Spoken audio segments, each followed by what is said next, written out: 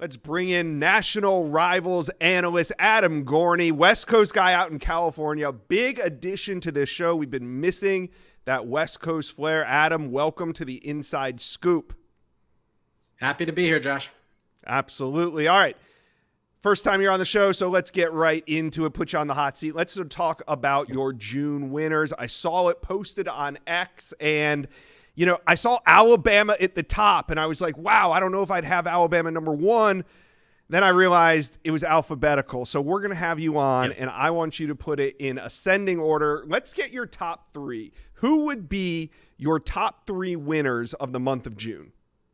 Yeah, Texas A&M ends the list here, but again, it's alphabetical. I would actually have them number one, mainly because they got Brandon Arrington, a phenomenal athlete, two-way standout that Oregon was really going after. And then some unexpected commitments. KJ Edwards looked like he was sort of a lock to Texas for a long time, but absolutely loved his visit to College Station and committed there. And then Zayden Krempin and Avery Morcho on the offensive line. Tristan Givens is a kid out of Georgia that we don't talk a lot about, but very talented edge rusher. So I would put them at number one, but Georgia is like, if there's a 1B, Georgia would be right there. And all the complaints about, Georgia and NIL and not getting every guy that they want. And I'm sure we'll talk a lot about Jackson Cantwell as the year goes on, but Georgia did a phenomenal job on the offensive line with Egboko and Helton. They flipped Caden Harris. They flip Shadarius Tootle, who looks a lot like Jalen Walker in person. They get Kamari Brooks, another big-time edge guy there. Chase Calicut was a late addition who looked like a Texas lock. Ever since he got that Texas offer, he was telling people he was going there until Georgia really got involved. Jay Lamar, the running back, and on and on. And then they close like crazy down the stretch, almost like unbelievably well along the defensive line with James Johnson, P.J. Dean, a converted offensive lineman, and Preston Carey to close out the month. So the rich get a lot richer there, and Georgia loads up. And then I think Alabama, and like you said, there's an argument for Alabama to be number one on this list. Probably not the best class, but certainly something that Kalen DeBoer can build off of. Paul Feinbaum said that it looked like a Saban class, and that's probably the best compliment that you can get. So he gets Xavier Griffin, who, flipped from USC. Let's not say flipped, but decommitted from there. Crowell, the running back, one of the top running backs in the country. Max Sutter, who I think is a super versatile kid who could play wide receiver or tight end. And then they flipped the quarterback that they wanted, Jet Thamala. So as much nervousness as there has been about Alabama in this recruiting class, it looks fine. And then they added C.D. Morgan this morning.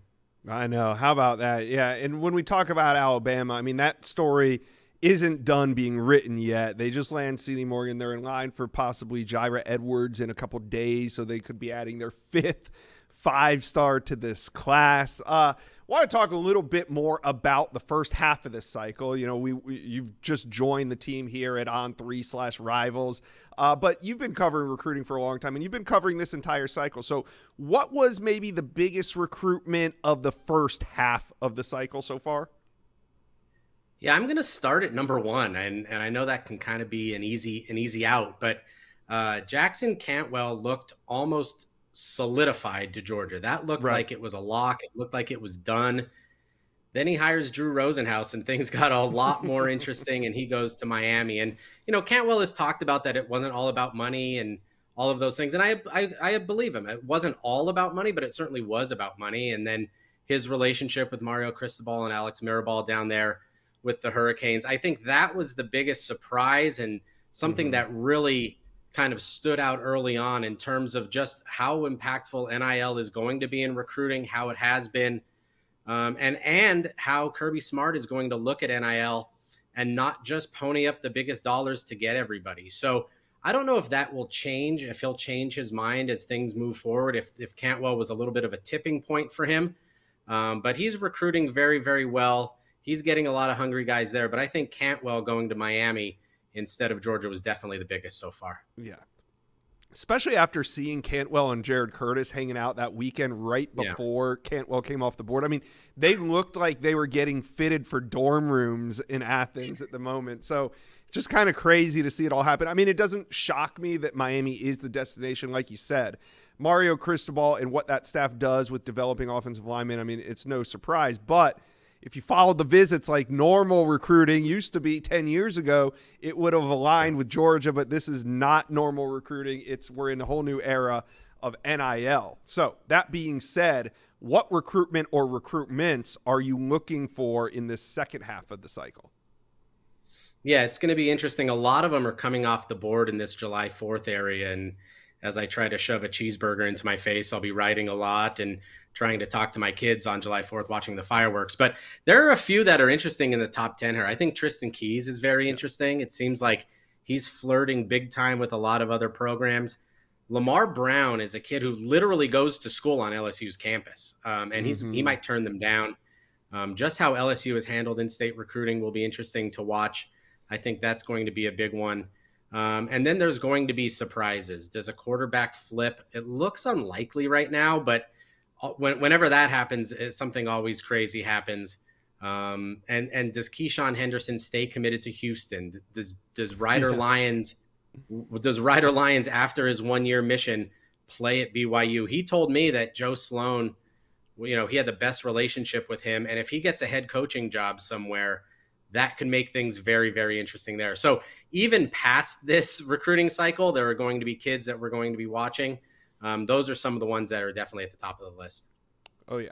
We are through visit season. We're in the middle of commitment season, which means we're only a couple months away from flip season. So we will have all the seasons right here on the Inside Scoop. One more player I want to ask you about. There's not many number one players at their position available still, but Savion Hiter is still on the board, and we talk about him a lot on this channel, but he's really tough to read, doesn't do a lot of interviews, doesn't give a whole lot of insight into his recruitment. So just want to get your general opinion on it. What's your view of the Savion Hiter recruitment right now?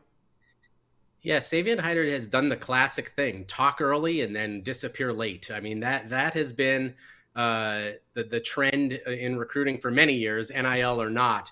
He used to talk all the time. He loved talking about every school and every visit. But once it's gotten down to crunch time, I think he's kind of clammed up a little bit. Man, I want to say Ohio State. I am not very convinced that that's where he ends up. But, you look at like a Travion Henderson type kid or someone that they could sell with another running back. And running backs over the last decade, the trend has been running backs want to play together. They don't want to play. So crazy. Yeah, they don't want to play alone. They don't want to get that much tread on their tires. So I think Ohio State, the way that they've used running backs in the past, the way they've used Henderson, who is a kid that Hiter's very familiar with, probably has the edge. Maybe I'm not counting out Georgia. They have in years past taken multiple running backs, just like they will tight ends. They don't seem to care about that, and a lot of the kids don't care about that either. But right now, I'm going to give Ohio State the edge.